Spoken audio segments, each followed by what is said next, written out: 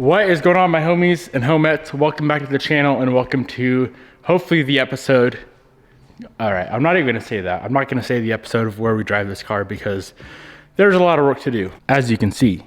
Let me give you a little update real quick. So this morning, I was waiting on the intercooler to show up like I have been forever. I was messing around in the interior, kind of reassembled everything. Starter no longer goes off of the clutch because anytime the clutch pedal is down, it will engage the starter. So now how you start the car is ignition on. It still goes to the immobilizer and all that good stuff. Halt tech comes on. Bam, bam, bam. Wait for it. There we go. Watch this. Little button right there. Nice and simple and clean. Now here's the problem. Good news and bad news. I was messing around seeing what works and what doesn't work. I hit the e-brake down just for fun. I thought there's no way the e-brake is gonna work, being that we cut half this car apart. Sure as shit, e-brake goes ahead and locks, but now we cannot unlock it. So this car is currently stuck. I need to jack up the ass end of this thing and pull off the little electric e-brake motors off of the calipers. The reason why we cannot disengage the brake system right now is because it has to have adequate pressure in the braking system. And of course there's no pressure at all because there's no brake fluid in the car. And we can't put brake fluid in it because we have open brake lines. So good news is the e-brake is still gonna work, which don't know how, don't ask, I don't know, it's just a miracle. I thought there was no way it's gonna work. Bad news is, to get this thing on the lift, we got quite a bit of work to do. Also, more good news, this guy right here finally showed up, our freaking intercooler. Shout out to the US government agency that was holding it. Thank you for finally releasing it after a couple of weeks. Really appreciate you guys just holding up my build. Thank you.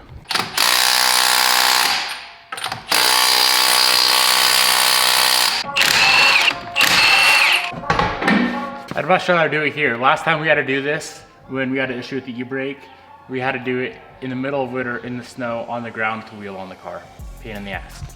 This little black thing right here, that is the parking brake actuator or the motor. So let's pull that off and then we can release the piston out of the caliper. Huh. Yeah, there must, I just was thinking logically, how did it compress? But I guess it is electric, not based off of fluid. All right, parking motor is off. So how this works is this little star thing right here. I can't show you guys, but it spins a little star thing on the back of the caliper, which compresses the piston. And now we can spin the rotor. Cool deal, let's get her on the lift. She's back on the lift. Let's get this guy opened up and hopefully we can make it work.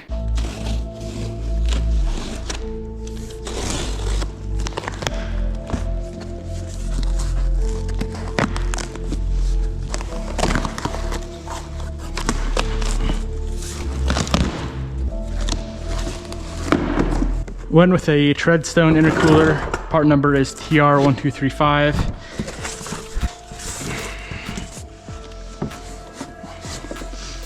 Side inlet and side outlet. And I believe it's a 3.5 inch core. Beautiful. Let's get the core support on and then we can mock.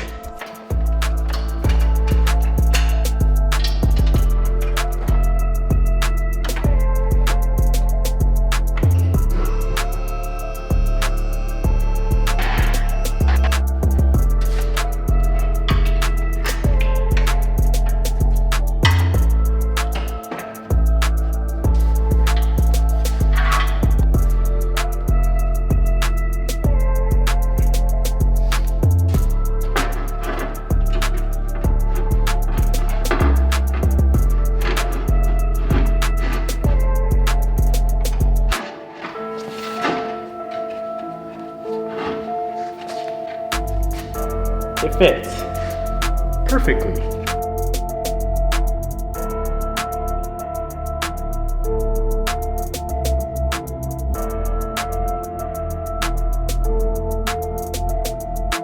So this right here is where the intercooler is gonna sit. Nice, big, beefy boy. Gonna be a little bit tricky fishing the 3-inch intercooler piping through here. May have to trim out the plastic on the little core support thing a little bit, and I'll probably just utilize a 90-degree coupler instead of a 45. Probably do, or sorry, instead of a straight, probably do a 90 on both sides. before I do any intercooler piping, we need to mount this guy to the car somehow. So right on the back side, you can see right there, that is pretty much perfectly aligned with the aluminum bumper beam. I'm thinking we could just build a little bracket from there to there, and that should be plenty. If not, we can also utilize the factory mounting locations. Come off of here, a little pin right into there, should be good, but I don't think that's necessary. So I have this little L bracket that I just built out of cardboard. It's gonna be welded to the back side of the bumper beam here, and then bolt to the intercooler. That should be good. And like I said, if not, we still have these mounts we can use later on if it's floppy.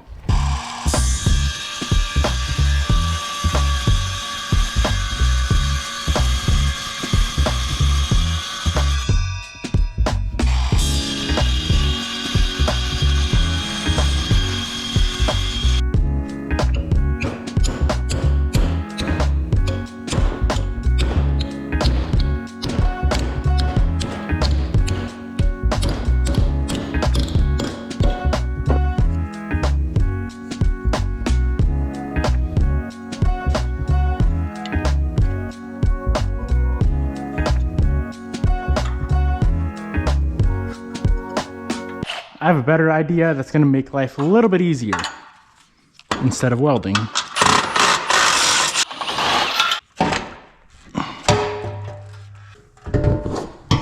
Instead of welding these brackets on, I'm just going to put a riv nut in the bumper beam and bolt them to the bumper beam. So they're easily removable, all that good stuff. Should make life a little bit easier.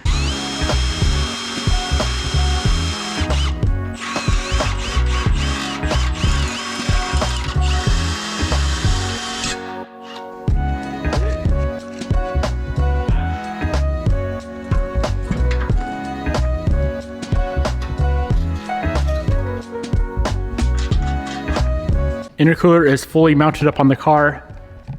Take a quick little look at the bumper or the intercooler brackets.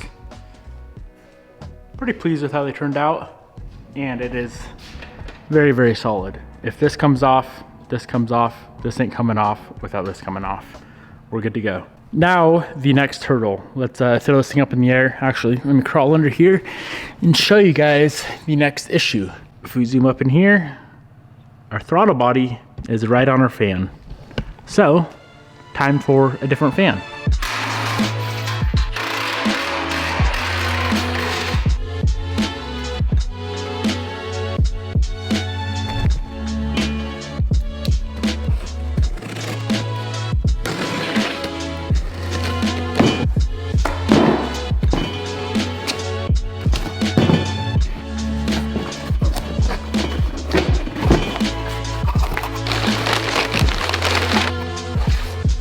Picked up a slim fan. I think this is a 12-inch from Hybrid Racing.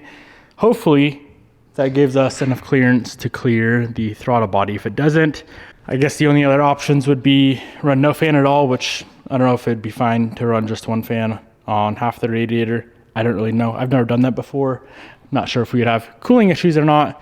So it's either that or we're stuck with pulling out the spacer, which I don't want to do that. But if we have to do that, I will do that.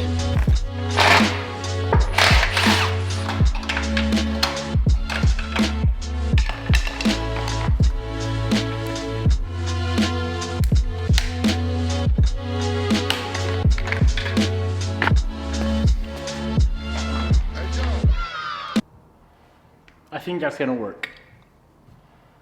If we put the fan right there, we have a ton of space for that throttle body coupler now. So I think I'm gonna do the intercooler piping first, and then I'll come back and put the fan where it needs to sit, just keeping in mind that we need space for the fan, ideally. Moving right along to the intercooler piping. This is a little bit nerve-wracking for me. Never done something like this before, but I've also never done anything on this car like this before. So we'll figure it out. I have my 90 on right here, and then coming out, we have a 45. Right off the bat, I'm realizing we are gonna have to trim, I don't know what you'd call this. It's like the radiator supports plastic. So it's obviously not very structural, and I don't think it's gonna be a problem if you trim it.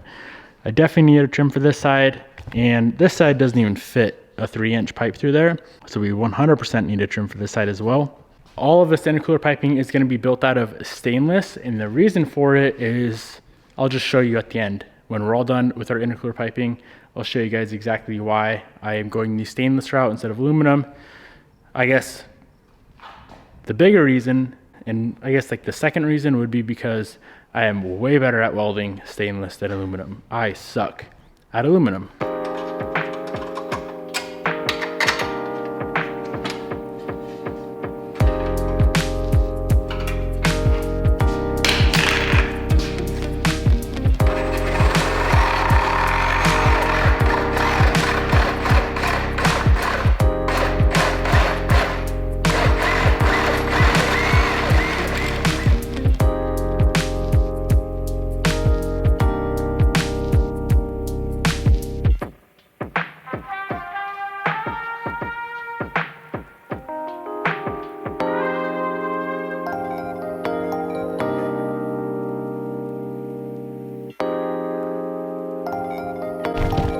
There is the remnants, and there is our holes. That side should be plenty. That side might need a little bit more, but hopefully not. I find it funny that I've been stressing so much about intercooler piping. This first pipe that goes to the throttle body, I literally do not need to cut a single piece. It took a little bit of finagling with different pipes, with different bends and lengths and whatnot, but being that it's intercooler piping, and I'm using boots, or couplers I should say, there's a little bit of play, which helps tremendously. So I'm gonna go ahead, tack the first two pieces together. This is also gonna be my first project where I have to purge, being that it's intercooler piping, it cannot break apart. So there's the first piece.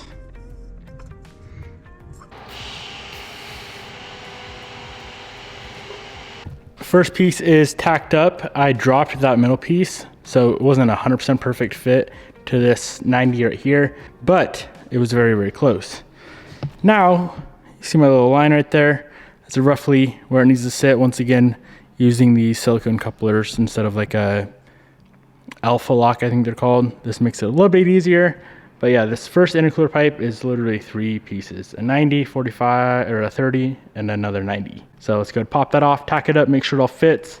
And it looks like there's plenty of space still for the fan, but I'm gonna double check before it's fully welded.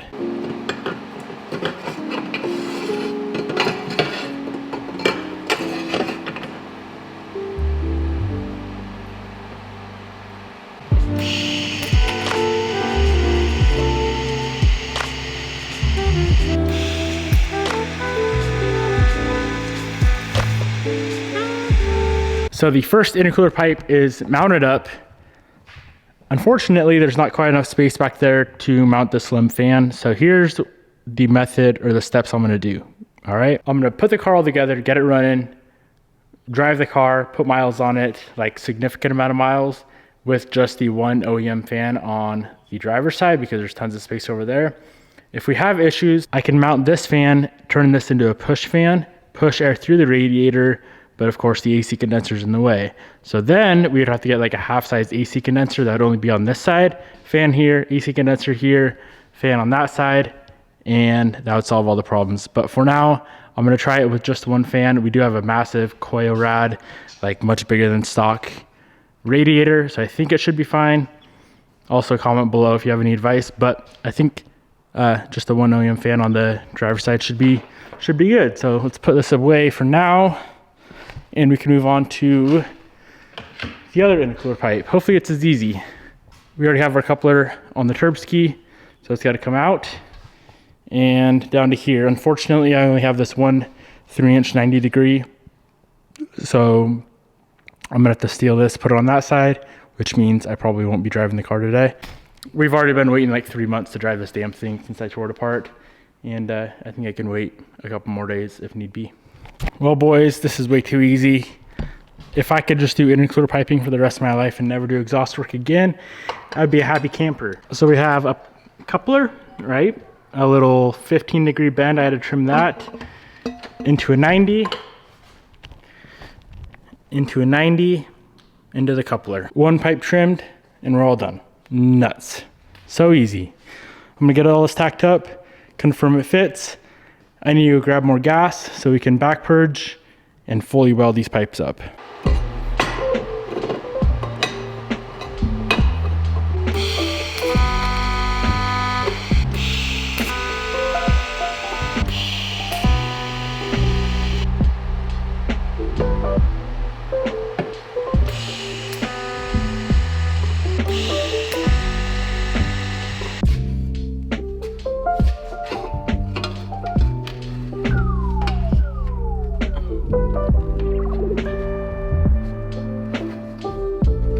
All right, boys, there she is. Comes out of the Turbski, 15-degree bend, 90-90 coupler, done. Still plenty of space for the shifter. That's really the only thing I was worried about.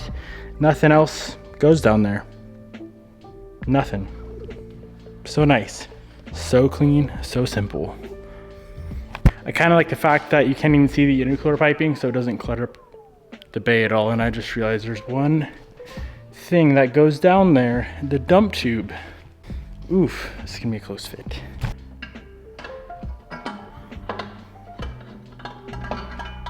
Oh yeah, we got like 4 inches.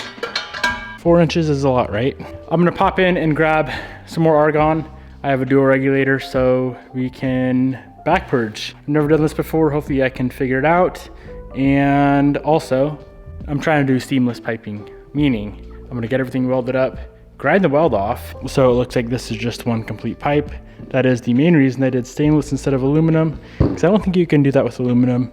The fit up was very, very important. That's why it was also important that I didn't have to make any cuts, because of course the cuts that these come with, they're perfect. And that's why the fit up is perfect. So fully welded up, grind it off. I need to find someone to help bead roll the ends, and I may powder coat them, haven't decided yet. All right, we got a full freshie of argon and the dual regulators on. So we need to protect the back side of the weld and the front side of the weld, or I should say shield it. So this is gonna go into the piping to shield the inside of the pipe. And then of course the torch is gonna shield the outside of the pipe. And how I'm going to plug these guys is with some handy dandy aluminum foil.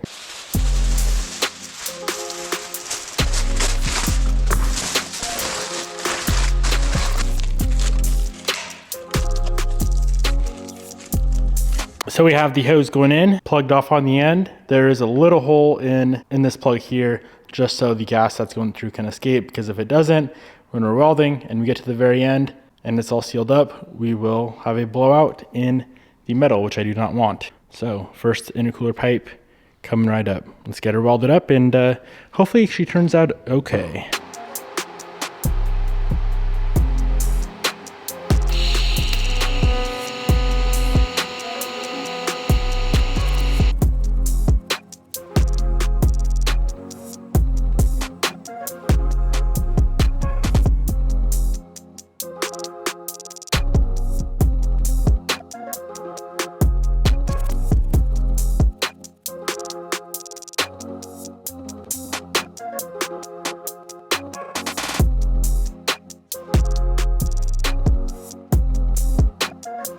This one pipe just took 30 minutes for me to weld, but it is my first successful back purge I've ever done.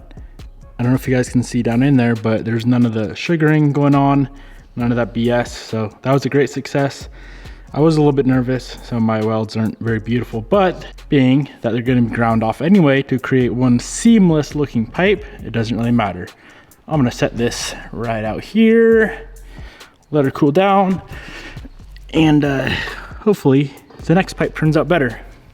That one was good, I'm happy, but I wanna get better. I'll walk you through what I'm doing to back purge. I don't know if this is the right way, but my guys at Ranch Built recommended this. About 30 CFM for maybe 5 minutes. Let it run through the pipe. We have an outlet here, a little vent there, pushing all of the oxygen out of there, because the oxygen is what causes the sugaring on the inside. And then as soon as the 5 minutes or whatever are up, turn it down to about 10 to 15 CFM. Go ahead, turn on the welder, get her welded up, and we're good to go.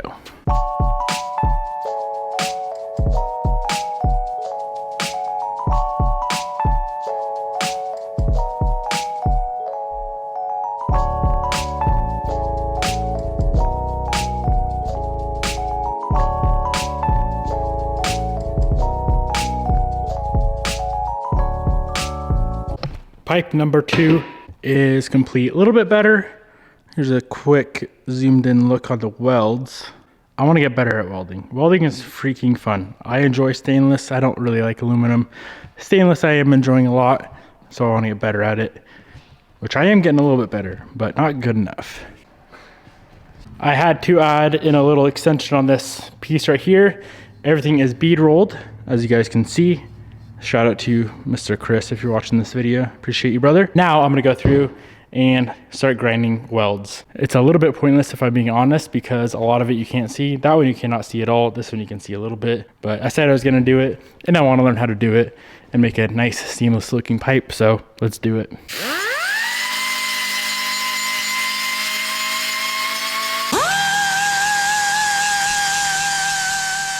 The first pipe is all ground down. It is not perfect because my fit up wasn't perfect. You can see a little bit of a line right there. If I was not to powder coat these splatter black like I'm planning on doing, I would spend a little bit more time, but I think that is plenty smooth to go ahead and sandblast and powder coat. Drop a comment below. What do you think is gonna look better? Leaving it welded like this, or hopefully an all nice seamless look like this? I think this is gonna look very nice. Imagine if we could get the whole thing refinished like that. Yeah, that'd be sick. All right, I'm gonna grind this one down. Go ahead, hit them with the sandblast and a little powder coat action, and we'll be all finished up with our intercooler piping. Very happy with the progress so far today. Couldn't be more stoked if I'm being honest.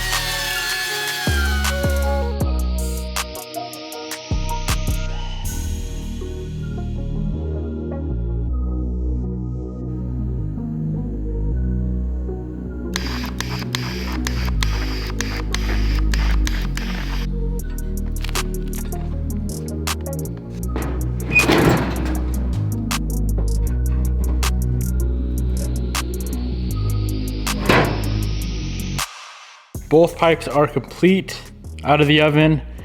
They're not quite as perfect as I was hoping for. If you look closely, you can see where we joined the pipes, but for my first try ever, I would say they turned out pretty decent.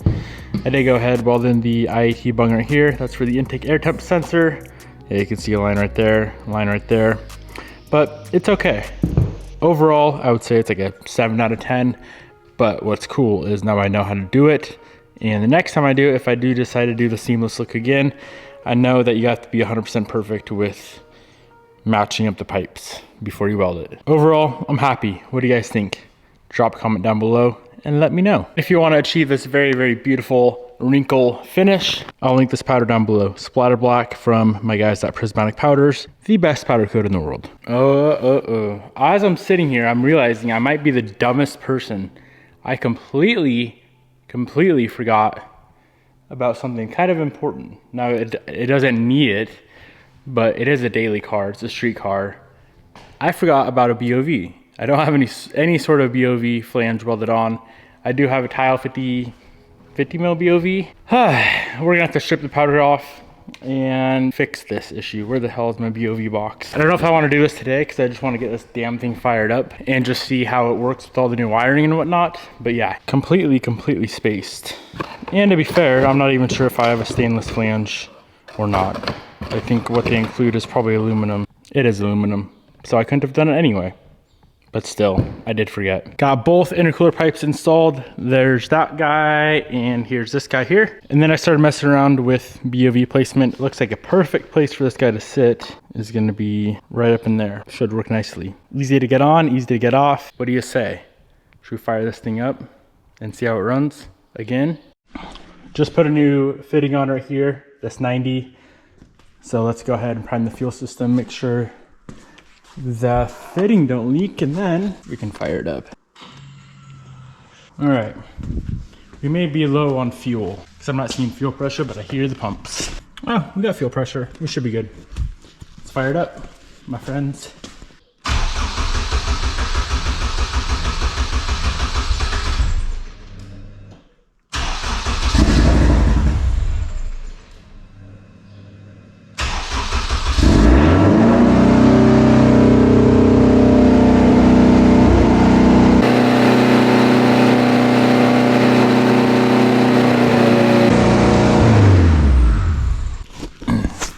I'm curious if we let it run long enough, if it would idle down ever, but I don't think we can let it run long enough with no cooling system. There is a couple things I'm waiting on to finish up the cooling system. I cannot run any of the heater core hoses right now, so I'm converting all of that to a -10 AN. As soon as that comes in, we can get the cooling system done and actually let it run and drive. I'm gonna fire it up again. I think if you let it run for, I don't know, a minute or so, it should be fine, but I don't want to yeet anything. I guess this motor's got to come out anyway.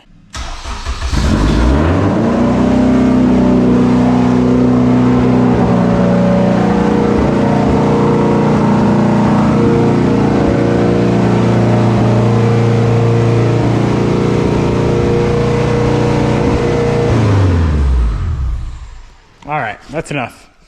That is enough. That is enough. Well, boys, somehow the car still runs after all of our wiring shenanigans. Fired right up, no issues. All the windows still roll down. It seems like everything on the inside of the car works. I have yet to test any of the headlights or any of that stuff yet, so hopefully all that still works with all of the wiring that we did. And if you don't know what I'm talking about, this whole entire harness that you guys see right there, and on this side, that was all in the engine bay before. Relocated the fuse box, all that good stuff. I think we got that sorted out. Overall, pretty hyped with today. Intercooler's done, intercooler piping is damn near done. Just have to add in the BOV flange and repowder coat one of the pipes. If you want to pick up this exact intercooler that I installed, once again, it is the Treadstone TR1235, I believe. It is a big old boy, but it fits. If you're building the Type R like this and you need something to fit, she fits mint. I'll link that down below. I'll link this beautiful powder coat color down in the description box below. Here's another shot of that pipe. That's the only one you can really see. Hope you enjoyed. Peace out, my good friends. One more day of like buttoning up a few things. Got to add rear diff oil, get the cooling system sorted, and I wouldn't be opposed. As long as we have a cooling system, I don't care that it revs to 3 or 4K. I wouldn't be opposed to going and driving it. But we need gear oil, we need the cooling system, and a couple other little things buttoned up. Peace out, my homies, and I'll see you boys in the next episode.